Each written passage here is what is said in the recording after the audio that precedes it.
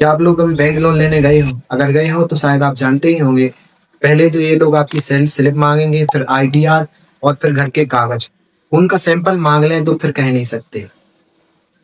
लेकिन जब बात किसी बड़े इंडस्ट्रियलिस्ट जैसे अडानी या अंबानी की आए, तो ये लोग उसके लिए रेड कारपेट बिछाए खड़े रहते हैं। एक नॉर्मल आदमी 5 लाख रुपए का लोन भी ले तो ये लोग उसका 10 बार वेरिफिकेशन करते हैं।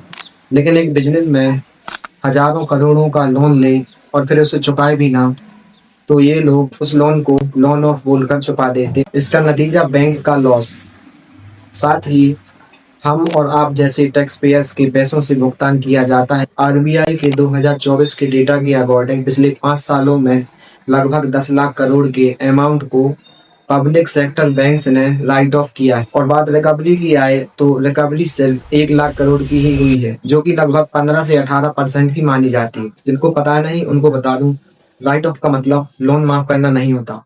राइट ऑफ का मतलब बैंक अपनी बुक्स में से उस अमाउंट या उस लोन को हटा देता है ताकि बैलेंस शीट सुंदर दिखने लगे।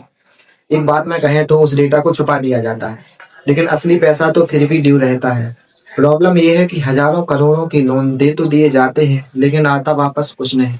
टाइम्स ऑफ इंडिया की रिपोर्ट के अकॉर्डिंग पिछले 10 सालों में 12 लाख करोड़ से ज्यादा की अमाउंट को राइट ऑफ किया गया। प्रेस इंफॉर्मेशन ब्यूरो यानी पीआईबी के डेटा के अकॉर्डिंग गवर्नमेंट ने अक्टूबर 2017 में 2 लाख करोड़ से ज्यादा के अमाउंट का रिकैपिटलाइजेशन प्लान अनाउंस किया, जिसमें कि 88,139 करोड़ 2017 से 2018 के बीच में इंजेक्ट किया गया और 2018 से 2019 के बीच में 65,000 करोड़ का बजट प्रोविजन था। द इकोनॉमिक टाइम्स भी कंफर्म करता है कि 2017 से 2022 के बीच में लगभग 3 लाख करोड़ रुपए का कैपिटल इन्फ्यूजन गवर्नमेंट ने पीएसबी में किया। भाई साहब, यहाँ बैंक आम आदमी के लिए है या सिर्फ बिलियनर्स क्लब के लिए? यही है असली ईज ऑफ डूइंग बिजनेस, जिसमें आम आदमी के लिए तो पेपर वर्क होता है और बड़े लोगों के लिए राइट ऑफ।